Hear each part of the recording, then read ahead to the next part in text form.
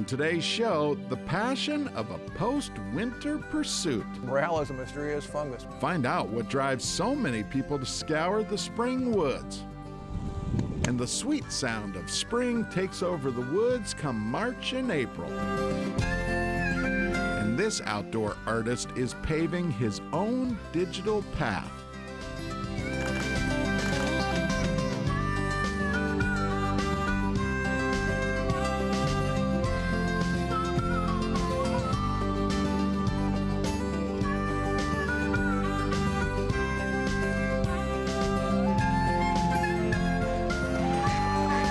Minnesota Bound, presented by Connecticut Water Treatment Systems. Hey everybody, welcome to the show. Nature works in mysterious ways. As spring returns to the woods, people set out to hunt the most mysterious mushroom. Exactly why Travis Frank has this next story.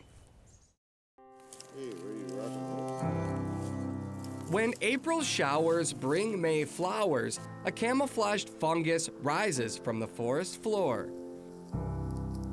Morel mushrooms are one of our natural world's finest tasting wild treasures.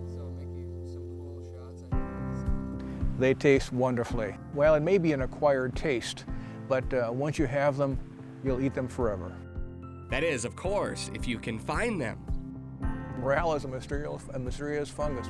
Craig Eggers has hunted morels for more than 60 years. He still celebrates every mushroom he picks. Well, I always feel like now I found one, I'll find more. And of course, it just compels you to continue your search. In 1984, the state of Minnesota officially recognized the morel as our state mushroom. They're a Minnesota favorite, but found worldwide. There's probably about 19 different species in the United States. John Lamprecht studies morels to enhance his hunting success. The common morel that we utilize, that is the state fungus of Minnesota, its name has changed to Morchella esculentoides. Esculenta means edible. Now, it doesn't matter. It's the yellow morel. It's the common yellow or gray morel. Morels are very, very distinctive. They're absolutely hollow on the inside is the biggest thing. By the way, did I mention it's hollow? Because that's a very, very important distinction. They look sort of like a honeycomb or a sponge on top of a stem. Morel mushrooms vary in colors and in size.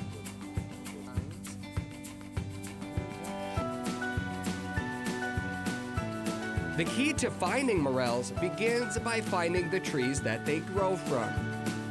Many people don't realize that a mushroom is actually only the fruit body. The bulk of the organism is living out of sight underground. Scientists call that organism mycelium. Mycelium attaches to a tree's root system. When that tree dies, the organism escapes, resulting in a mushroom that pokes out of the ground. When you see the major fruitings, it's a defense mechanism for that mushroom because it's saying basically our food source is dwindling. We got to get out of here.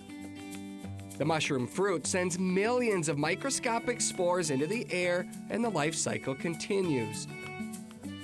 The spore, well, basically they're mushroom seeds. You know, you look at it that way, I guess you could say they're mushroom seeds, but that's the reproductive body. Finding trees that host morels can change every spring. And that's what's part of the mystery about morel hunting.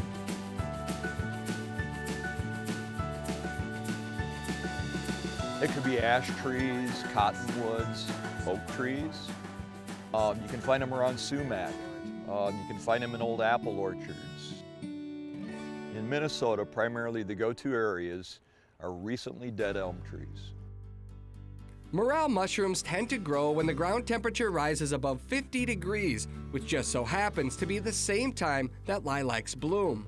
It all depends upon the weather.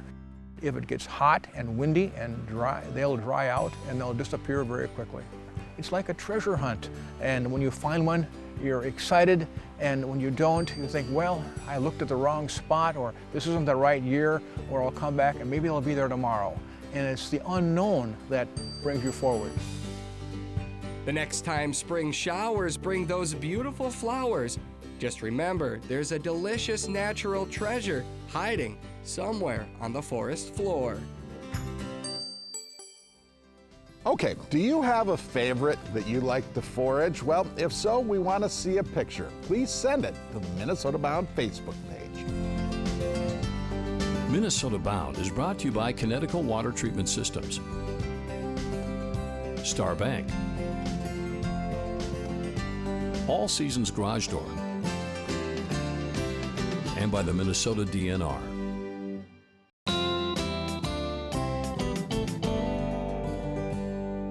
Up next, we head to a Northwoods Sugar Shack, home to spring Minnesota magic.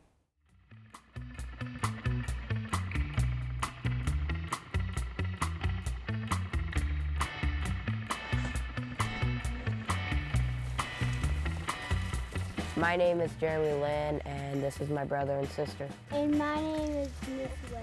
And I'm Autumn. This one kind of has a lot. Kind of. We're out here tapping maple trees in our woods, making maple syrup. Yeah, I think this is the one we're gonna do. Our business is called Running Wild Maple Syrup.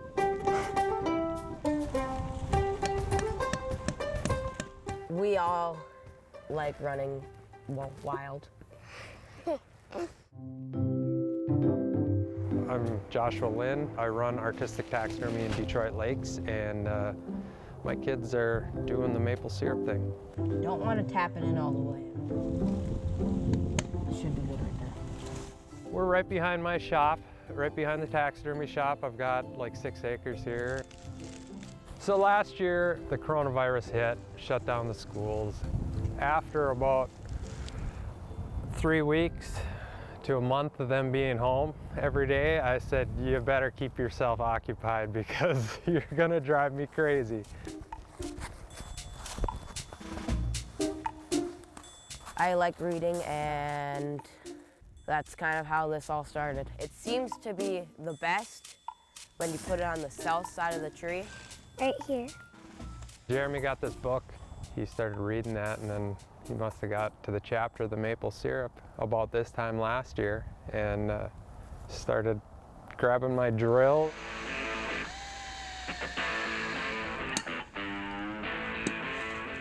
More research, more watching a couple YouTube videos, and they got their technique down. I normally boil the sap, and they collect it.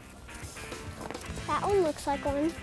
We take the container off of the hose and then we pour it in. This one has some in it. I don't really help. All I do is just watch them. I saw you. And annoy them. They clash sometimes.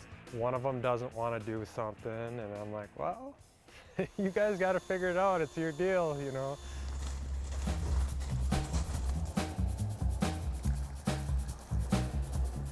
You have to boil 30 parts of the water away to get 1 part of maple syrup. Turn it up a little bit. Well, it smells very good and it has a little bit of maple smell. To know it's done is it'll foam and it'll be 7 degrees above boiling. Ooh, that is getting real close. Yeah, you want to see this foam here. Shut it off. Keep going. Keep going until you can.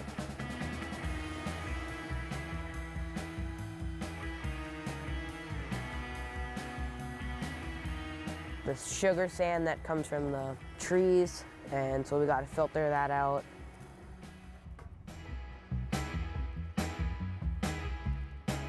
The thicker stuff, it takes about 10 minutes for it to fully strain through.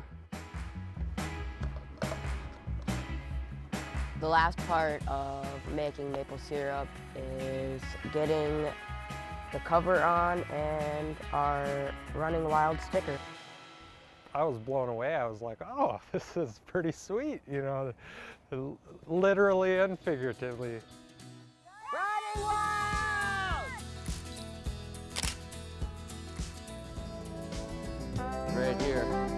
Still ahead, we go back in time to discover an oasis for big brook trout. But first, a mixed media artist changes the way we see life outdoors. Closed captioning provided by Treasure Island Resort and Casino.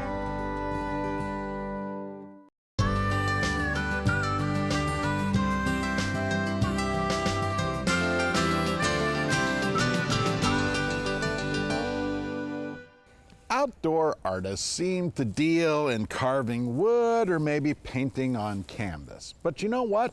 Artist Chris Spa seems to be creating his own digital path to life outdoors.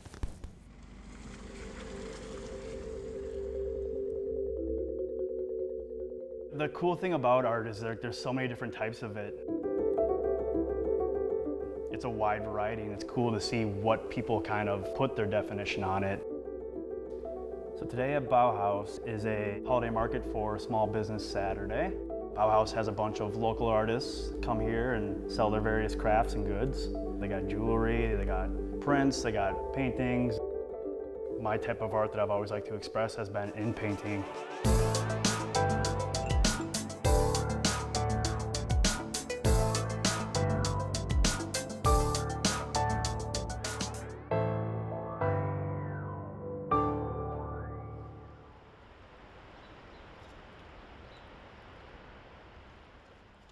Come on.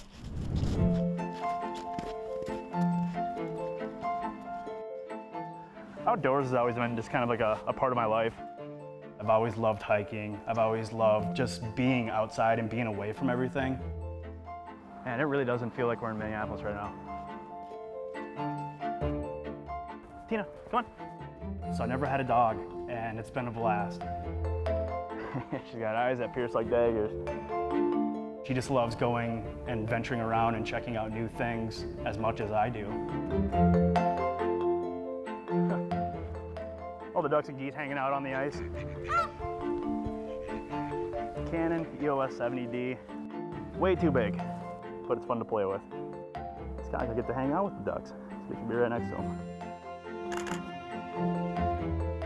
I don't really put my photos anywhere. I just use them for inspiration. Once I started doing photography, I was like, this is awesome, I want to paint this. That's kind of my way of getting people to see my photography is through my paintings, which is kind of odd. I always like to start by just doing a light sketch. The unpredictable nature of watercolors was just so intriguing to me.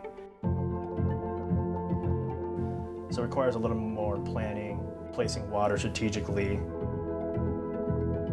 You're kind of committed once you start, and then once you start, you're kind of just going.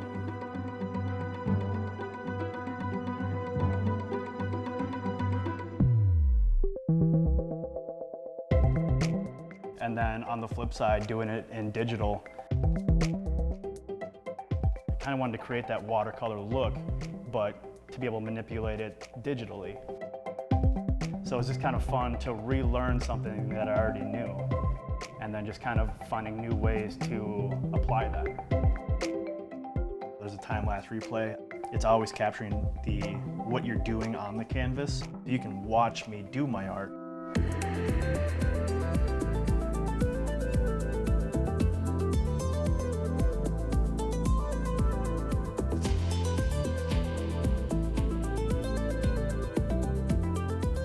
The possibilities are basically infinite.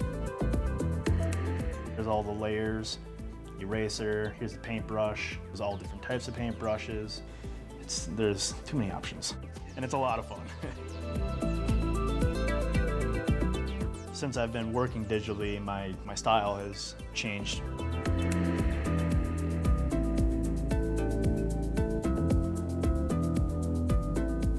The beauty of working digitally is the fact that you can get right within an image itself and get real fine with your details. And if I don't like where it's going, I can just delete the layer, which is really convenient.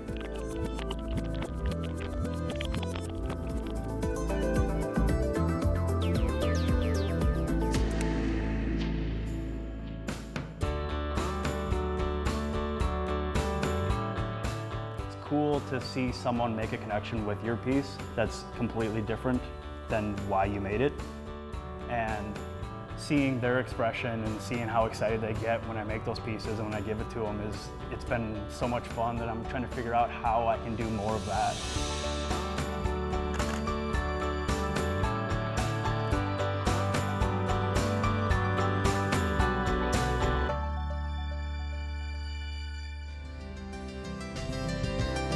Minnesota Bound is brought to you by Oreo Cookies and Ritz Snacks, Hewitt Docks, Lifts and Pontoon Lakes, Coors Light, and by Totem Resorts, the premier destination for world-class fishing.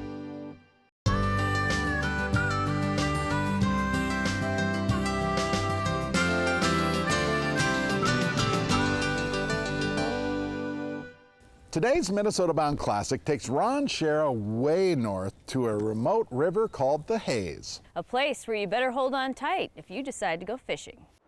Oh, she's right here. Oh, isn't she pretty? Look at that, look at that.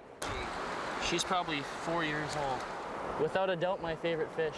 You can see how difficult it is for us just to fish in these waters, and these fish live in these waters. Life on the Hayes River is like that.